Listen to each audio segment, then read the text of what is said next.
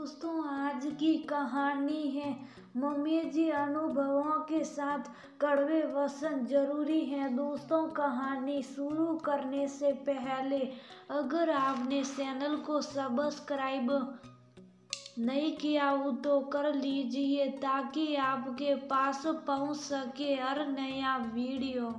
सुनिए ना, महीने के आखिरी समय पर भी तुम इतनी खरीदारी कैसे कर सकती हो? देश के बजट पर इतनी सरसाई हो रही है और तुम एक घर का बजट भी तैयार नहीं कर पाती हो।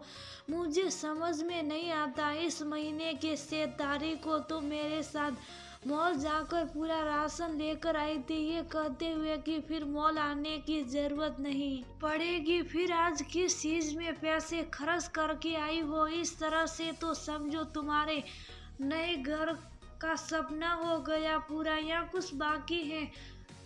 सुमित फोन पर अपनी पत्नी सुनैना से कहता है।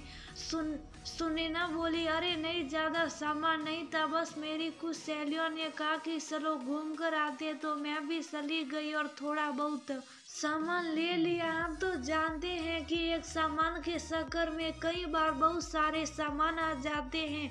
मैं जानती थी जैसे ही आपके फोन में पैसे कटने का नोटिफिकेशन आएगा आप नाराज हो जाओगे। सुनैना की ये बात सुनकर सुमित ने गुस्से में फोन रख दिया। सुनैना सर पकड़कर बैठ गई और बोली, जाने सरकार मेरे बैठे लोग देश का बजट कैसे तैयार करते। मेरा तो हर महीने का बजट बिगड़ जाता है। ऐसा क्या करूं कि हर महीने का बजट भी न बिगड़े और मन की भी पूरी हो जाए। इसी सोच में सुनैना बैठी थी, तभी उधर से उसकी सास ललिता जी ने आवाज लगाई, बहू क्या हिसाब किताब लगा रही हो? बस ख्यालों में बजट कम करने से कुछ नहीं होगा। अपने हाथों की खुजली को कम करो और थोड़ा अपना भी दिमाग लगाओ, वरना ऐसा ना हो कि मेरा बेटा जोड़ता रह जाए और तुम उसे घटाती रह जाओ। सुनैना बोली, मम्मी जी, एक तो आपके बेटे ने मुझे इतना कुछ सुनाया और आप है कि मेरे साथ खड़े होने की जगह मुझे कड़वी बातें सुना नहीं है। अगर आपको इतना अनुभव है तो आप ही कोई तरीका सिखाइए जिससे कि घर का बजट ना बिगड़े और हम सब की इच्छाएं पूरी होती जाए। है आपके पास ऐसा कोई सुझाव? ललिता जी बोली, सास की बातें हर बहू को कड़वी लगती है, इसमें नया क्या है? अगर तुम ध्यान दो तो किसी महीने तुम्हारा बजट इधर से उधर नहीं होगा, परंतु उसके लिए तुम्हें मेरी कुछ कड़वी बातें सुननी पड़ेगी। अगर तुम तैयार हो तो मैं अपने अनुभव से तुम्हें कुछ राय दे सकती हूँ। सुनैना सोची, सास की कुछ बातें तो कड़वी होती हैं पर उन्हें जीवन का अनुभव भी बहुत होता है, इस बात को नजरअंदाज नहीं किया जा सकता। उसने उनकी बातों को अनसुना करते हुए कहा, मम्मी जी एक बात बताओ, बुरा मत मानिएगा, क्या ज्यादा अनुभवों की वजह से विचार में कड़वाहट आ जाती है? ललिता जी बोली, बहू हर लड़की की माँ जब उसे समझाती है तो वह बात उसे इतनी बुरी नहीं लगती जितनी साफ की कही हुई बातें लगती हैं। घरेलू बातें और बचत करने का तरीका जब सास समझाए तो बहू को लगता है कि सास उस पर रोक टोक लगा रही है। फिर भी अगर तुम पैसे बर्बाद करोगी, नुकसान तो मेरे ही घर का होगा। चलो ठीक है, आज मैं तुम्हें अपने अनुभवों से बताती हूँ कि महीने का बजट कैसे कम किया जा सकता है।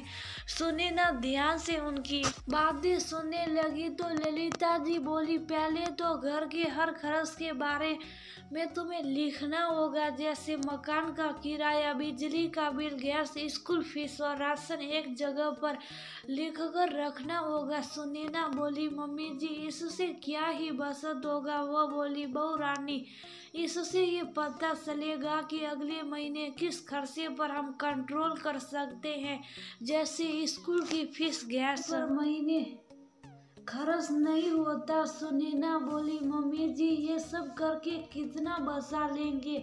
ललिता जी बोली, मुस्कुराकर बोली, बहू बचपन में तुमने एक कहानी पढ़ी होगी कि बूंद बूंद से घड़ा भरता है, बस वही करना है। जैसे खाना कुकर में या ढककर हमेशा मध्यम आंच पर बनाओ तो गैस कम खर्च होगा और जितनी सामग्री हो उसी अनुपात में बर्तन और पानी का इस्तेमाल किया करो तो गैस कम लगेगा।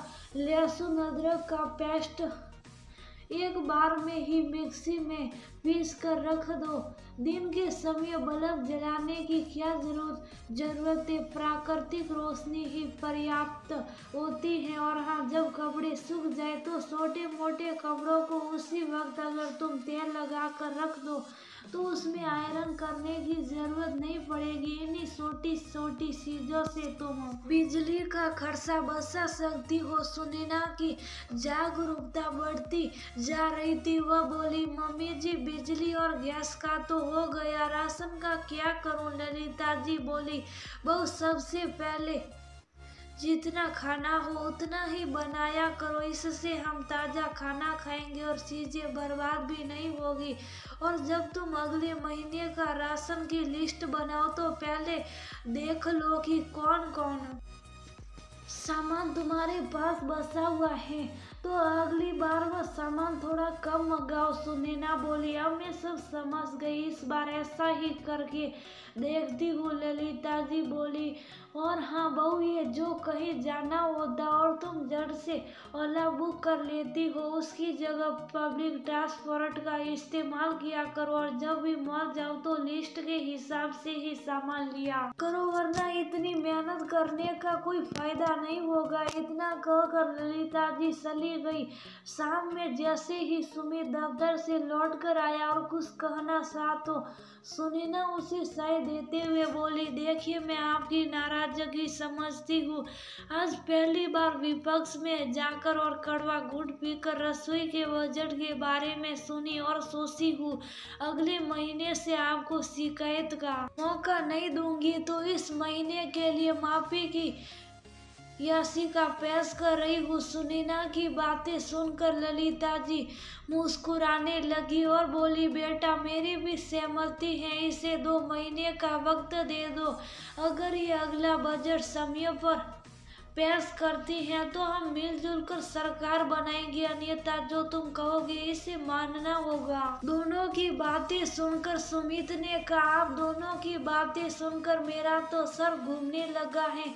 मैं कंजूसी करने नहीं कह रहा, बस ये कह रहा हूँ कि कुछ फालतू के खर्चों को हमें रोकना होगा, क्योंकि पिछले 2-3 साल से हर चीज महंगी हो गई है।